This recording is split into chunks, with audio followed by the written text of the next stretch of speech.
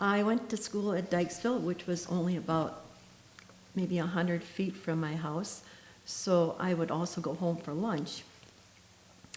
And it was a one-room school and one teacher. And this is one of the pictures of the students that I went to school with.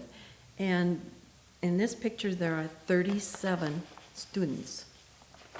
The teacher could not speak Walloon, so we all had to speak English in school.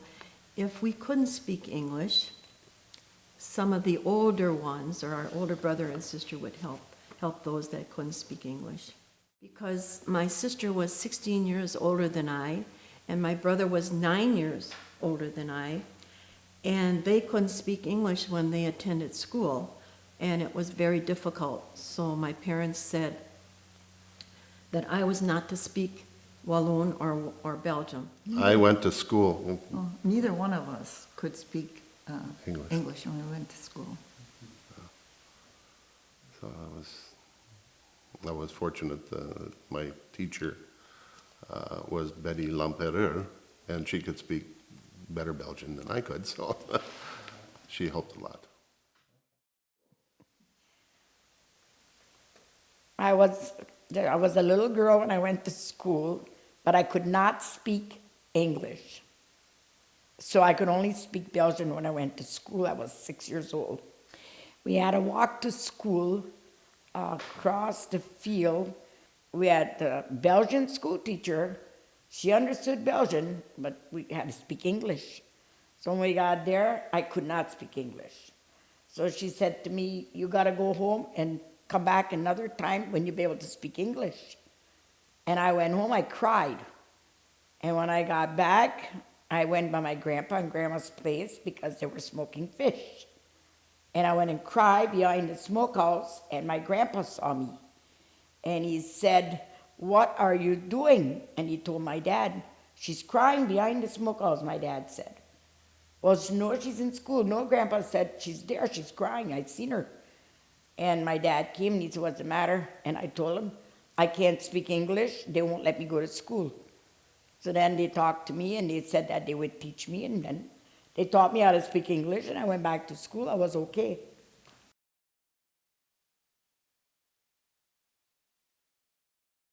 The teachers knew that they had to stress that we were supposed to only talk English, or you get punished. I saw some of my friends get cracked on their knuckles because they spoke Belgian.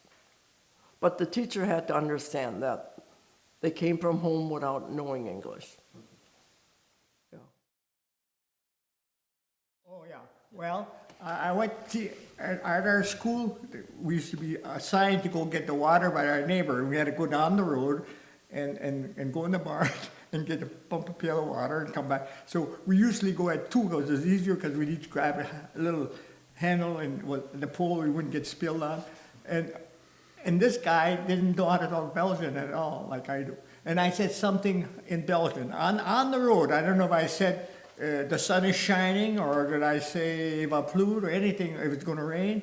I said something, and he went back and told the teacher. And the teacher said, "Hey, I heard you were talking Belgian." And he says, "For that," he says, "you read 100 times. I will not use foreign languages on the playgrounds."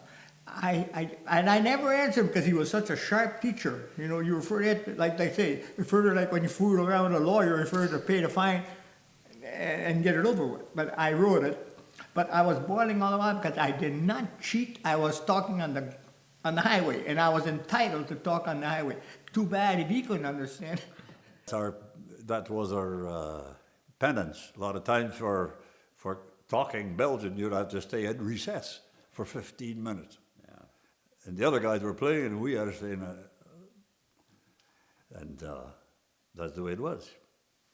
And when you were sassy, you had a block of wood behind the furnace. And it was on edge, I did, and you had to kneel on there for a while. I was rough on the knees. I think that's why my knees went to heck.